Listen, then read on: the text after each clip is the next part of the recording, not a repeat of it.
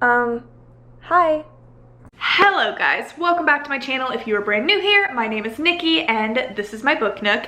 Y'all, today we are here to do my April wrap up, which, cute little fact, the first wrap up I ever did on my channel was last year's April wrap up. So full circle, we've done a full year of wrap ups here on the book nook, which is so crazy because that feels like it was 5 seconds ago. And like, here we are, and there's so many more of you now, and it's crazy. Like, when I did that, there were still about approximately 5 people watching, 2 of those being my parents. And like, I just was doing it for fun, and I loved it so much, and it was a whole new world, bright-eyed and bushy-tailed. I'm even more bright-eyed and bushy-tailed now. I love it so much. I love you guys so much, but it's just crazy, so crazy. But yes, today we are here to talk about the books I read in April. I did read a handful, a couple of really good ones, couple that I really didn't love that much, but yeah, I've been really busy the last few months, so I haven't been reading as much as usual because I've been super busy reading and rereading this baby.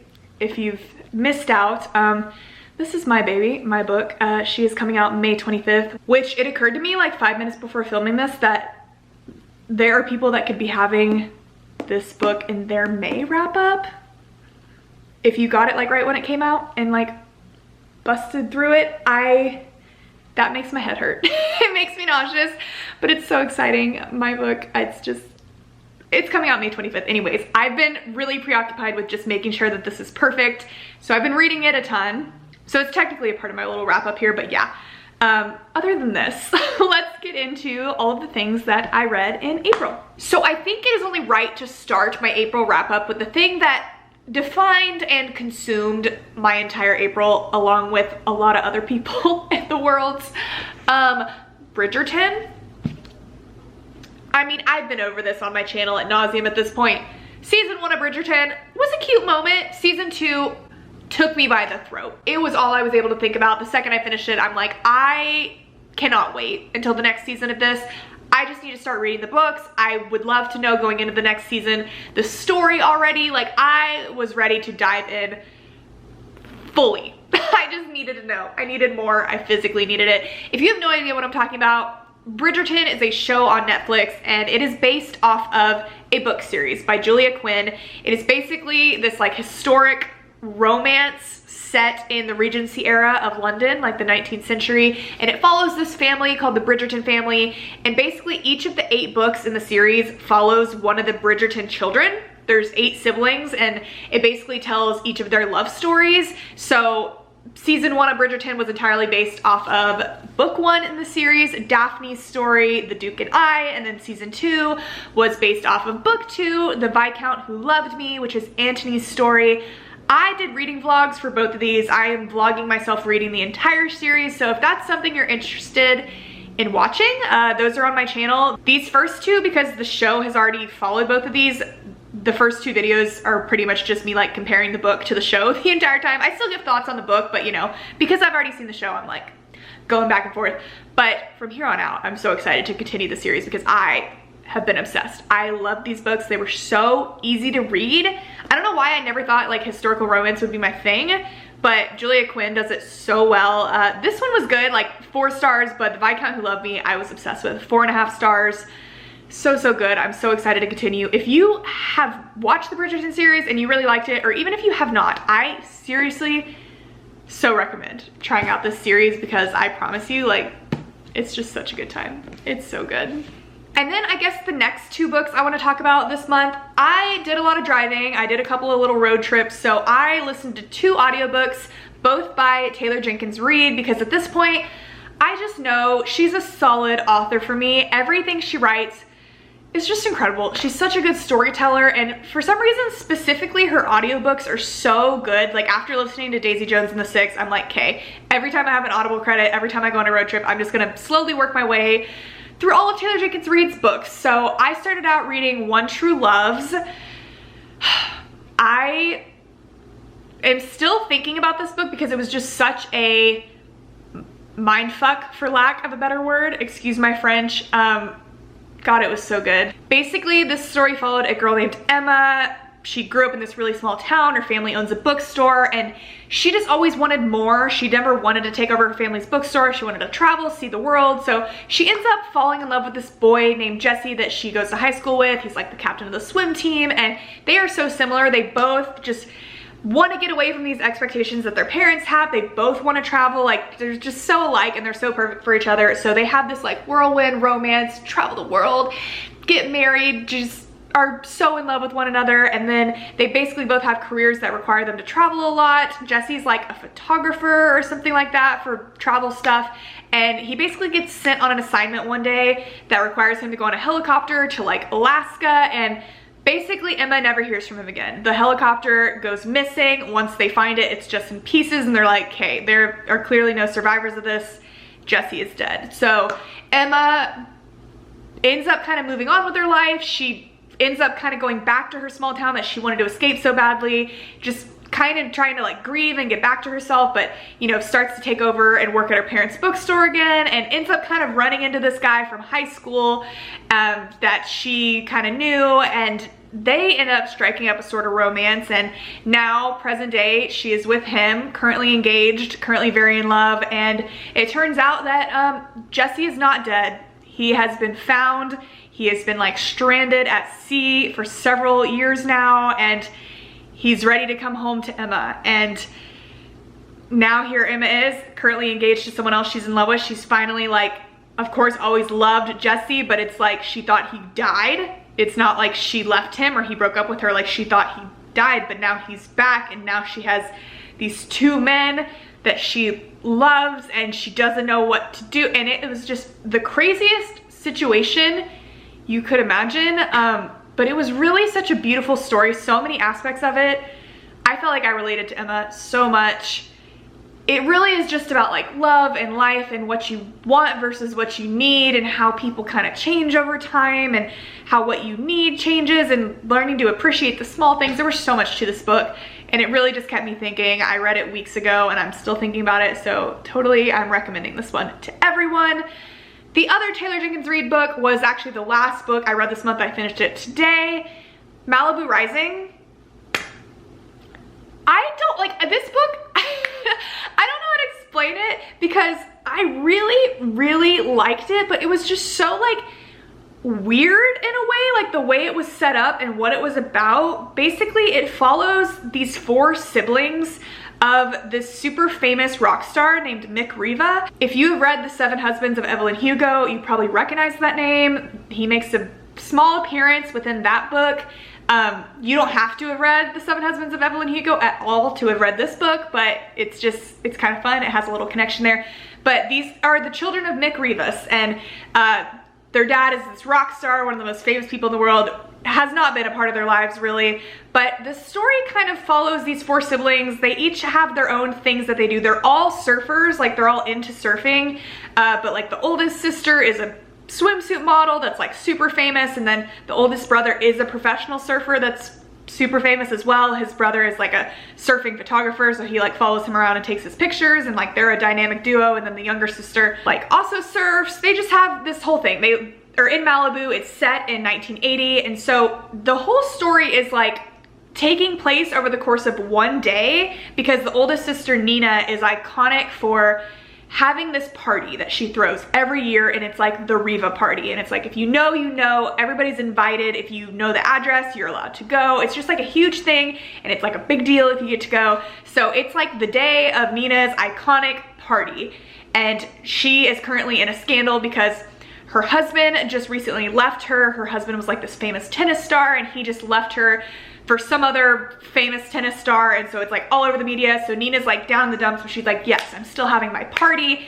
So we go throughout that day in increments, and we're kind of meeting all the siblings and seeing their dynamic with each other, but also learning about them individually and like what they're going through and their own personal lives. Like they all have different issues and things that they're overcoming, while at the same time the story kind of every other chapter-ish, or kind of even just intermittently, like Taylor Jenkins Reid has this really interesting way of doing this in some of her stories, where there's just like flashbacks sprinkled throughout, or just like multiple stories going on at once, but they all kind of connect. So we're like jumping to the past. We go all the way back to when their parents met for the first time. Mick, Reva, who again is this huge rock star, meeting their mom June for the first time. So you see them meeting, you see like their entire love story, you see them having the kids, what they kind of went through, Mick like rising to fame and how that affected their marriage, and then him ultimately kind of like leaving the kids behind because he's like living the rock star life. Like you see all this stuff, and then seeing the kids having to kind of grow up on their own without the support of Mick, and like all these sorts of things. You're seeing that happening at the same time we're like living through this one day, and it's just, it was so interesting because the whole time you're kind of like, what is the plot? Like what is happening on this day? Like why are we focused on this day with this party? But at the end, it's like everything kind of like comes together. Like, it's one of these things where you're like, what is happening? Like, why are there all these stories? What do they have to do with each other? Why is this relevant? But then everything kind of ends up like interweaving together. And by the end, you're like, oh. And it was just so good. Like, it was really fun with the summer vibes, like set in Malibu, like set in the 80s with all the surfing and the beach and the sibling dynamic, like the whole family dynamic, seeing each of their stories and like their issues that they have. And I don't know, the main character, Nina, I really, again, kind of felt like I related to. It was just really good. Like, Taylor Jenkins Reid is just a solid freaking author. I literally just finished it today, so I feel like I'm still processing it a little bit, but I really liked it. It was really kind of like a mix of Daisy Jones and the Six and Seven Husbands of Evelyn Hugo. Like, I loved Daisy Jones so much, and I felt like seeing Mick's story was a lot like seeing Daisy's story. So if you liked that and then you liked the Seven Husbands of Evelyn Hugo, obviously Mick is literally in that, so it kind of like combines the two. That was a very long ramble, but I really liked that book. Really liked both of them. They were super good. But yeah, those are my little Taylor Jenkins Reid fixes for this month. Now kind of getting into the standalone things that I read. I read the book that everybody and their mother read this month, Things We Never Got Over by Lucy Score. I swear to God, I don't know what made this book blow up, and every person on my Instagram feed has read this book. So I obviously had to give in. I'm like, it's about time that I learn what all this hype is about.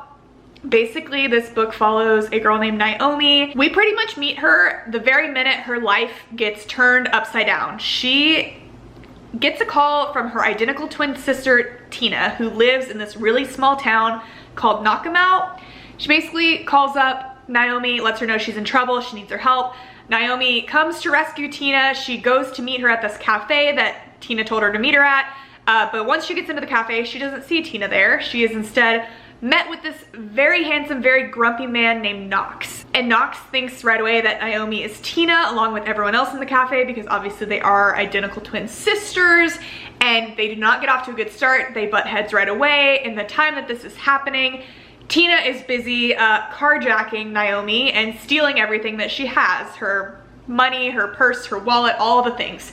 Basically abandons Naomi in this town along with her daughter that Naomi did not know existed. Naomi has a niece that Tina has left behind, and Naomi, being a person that has to care for everyone else before she cares for herself, she's like, I can't just leave this child here. So in a matter of a few hours, she ends up being a resident of a new town, has a child to take care of, no job, has to now start working in this town. Her and Knox end up being very much involved because it is kind of like a boss-employee situation there. She desperately needs a job. He has a job to offer. And it's just kind of from there, like, Naomi navigating her life, and the first time it's ever just been a chaotic mess. She's very much like a planner and likes lists and likes things done in a certain order, in a certain way, and for the first time she has absolutely no control and is just having to live day by day. And it was really good. It was a very comfy read. I don't feel like it was like my favorite book of all time or anything like that. There was a lot of spicy, angsty tension between her and Knox. Very much like a very cute, like, found family sort of trope aspect to it. It was just very cute. I liked it a lot. I definitely see why people are talking about it. It was a cute little moment. Okay, so next I read, it's gonna be a hot take, y'all. I'm kind of bracing myself. Where the Crawdads Sing by Delia Owens.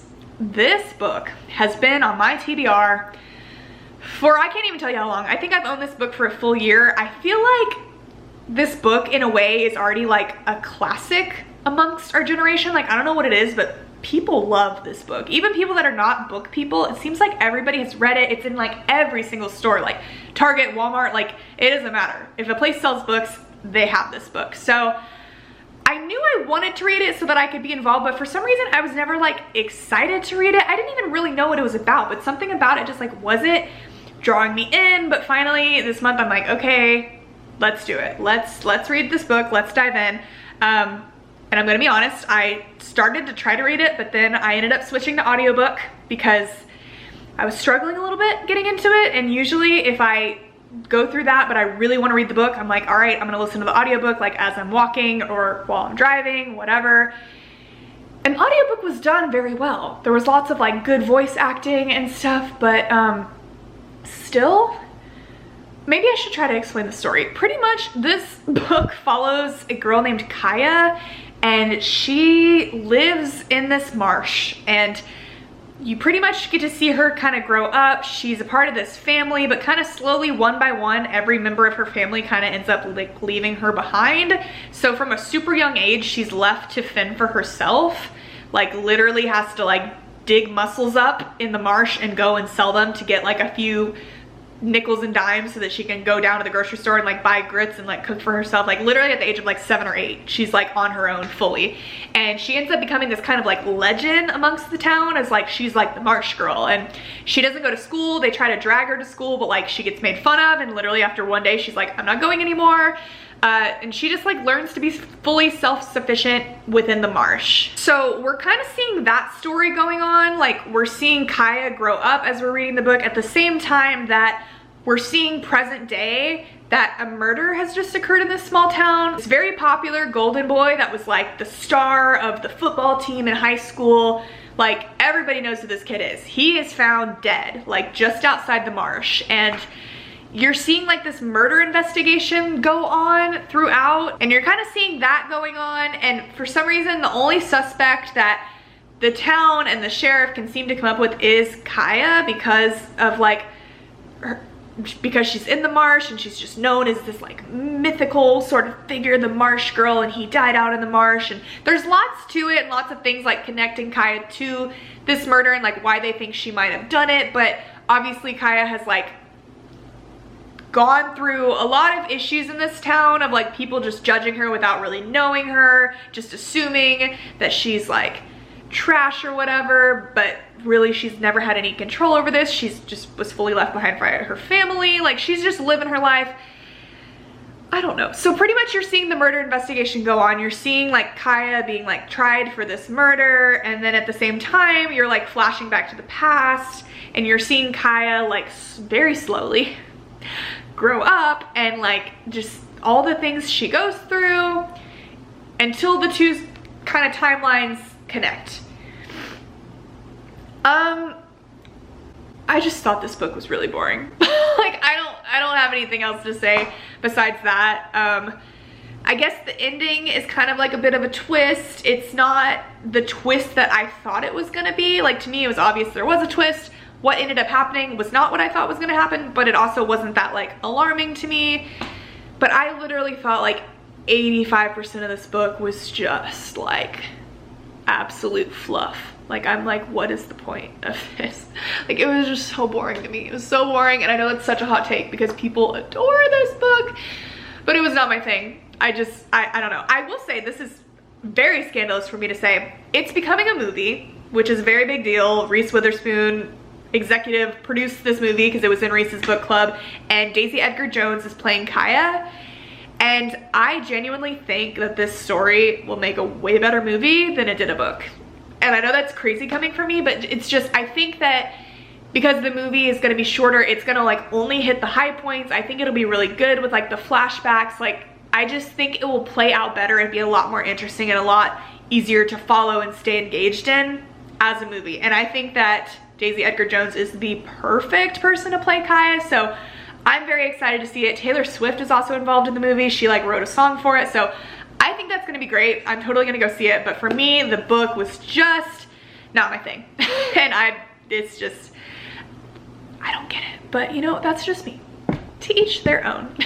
And then I actually have a little bit left of this book, but I'm kind of struggling through it. I have like 50 pages left, but I'm sure I'll finish it probably tonight because I just need to get it done.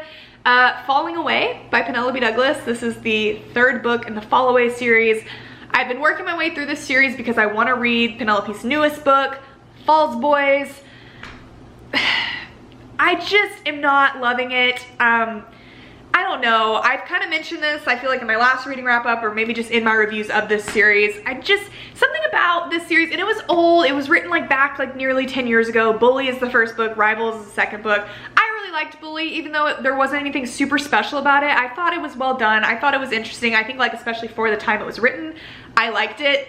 Book 2 was kind of atrocious to me. I thought it started out really strong and then it was just like, no. And book 3, I just feel like all the books in this series are so similar to one another. Like, it's just all follows these kids from the same sort of town.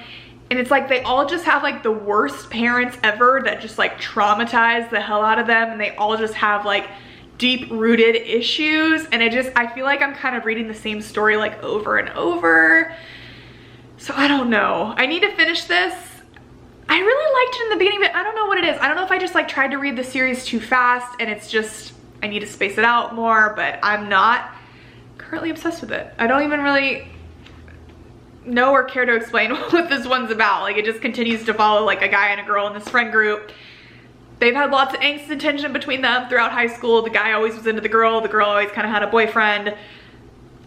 And now like they're reuniting present day and sparks are flying finally, and it's kind of again like a bully, tense, enemies to lovers-y sort of romance. The girl has they both have super traumatic pasts of crazy, absolutely crazy bonkers shit that has happened to them for only being like 18 or 19 or 20, whatever they are at this point. But yeah, I love Penelope Douglas with my entire heart and soul. Like literally anything Penelope writes, I will read.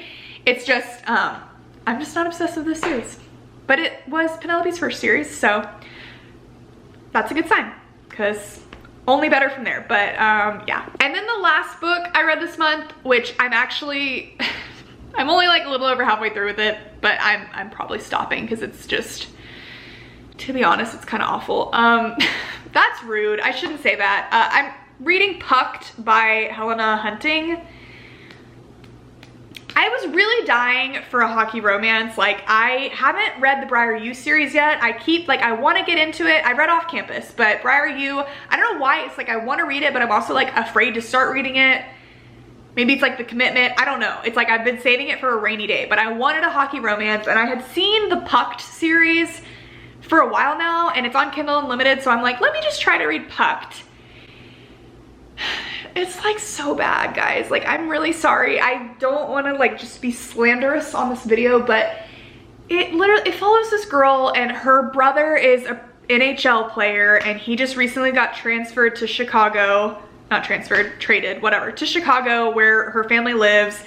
And she literally, I don't want to like slander Wattpad, okay? And I know a lot of books have a lot of similarities, like tropes exist for a reason, but this book was so like copy paste like 2013 Wattpad of like the sister doesn't want to go to the game but she goes anyways, and she's like just too lazy to even take off her glasses or change her stained t-shirt, and like she's gonna wear sweatpants and her Vans.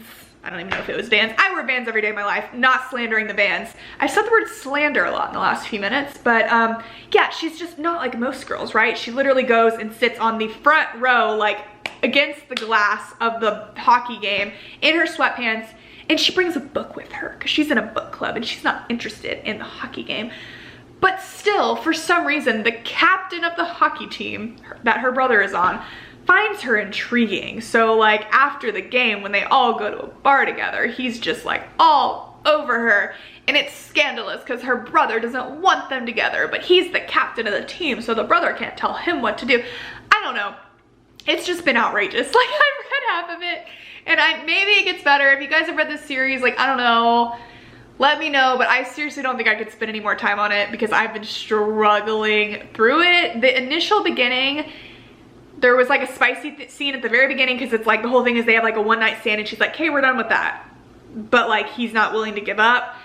The one-night stand was like very spicy and good. And I was like, okay, this might be good. But it's like, I just can't get over the fact that the girl literally does not attempt in any way to like be attractive. Like, I don't want to say that, but do you know what I mean? It's like she literally like wears sweatpants and like, it's like he's the captain of this like huge hockey team and it's like, oh, he's attracted to this girl that like literally has like stains on her shirt. It's like just the most exaggerated, like try to make her seem as unappealing as possible, yet he's like so attracted to her. And she just says the most ridiculous, cringy stuff throughout the whole book where I'm just like, ugh. Like it literally, it makes me physically cringe. I'm like, why are you saying that? But he's like so into her and it just like, I'm sorry, it just doesn't make sense. And it was a lot of like, no, I don't want to be with you for like no particular reason. But then it's like, oh, let's get together anyways. Okay, we're done with that now. And I'm just like, I don't like it. I don't like it. I don't know. Again, if you guys have read the series, because I've seen a lot of people read it, let me know if I'm off my rocker and I need to try to finish it, but it's probably not happening. I have a list of other hockey romances. I'll slowly make my way through it, but yeah, those are the books I read in April. So if you guys read any of these, I would love to hear your thoughts down below. Again, May is a very big month. My baby comes out when Fate Breaks, May 25th. You can pre-order it on Kindle now. In my description, if you're interested, paperbacks will be available on Amazon on May 25th. I swear to God, if any of you put this book in your May wrap up, I will bawl my eyes out. So tag me in it, send it to me on Instagram, all the things. I can't wait. I'm so excited and I'm freaking out. But yeah, that is it for me today. Thank you guys so much for watching and I will talk to you very soon. Bye.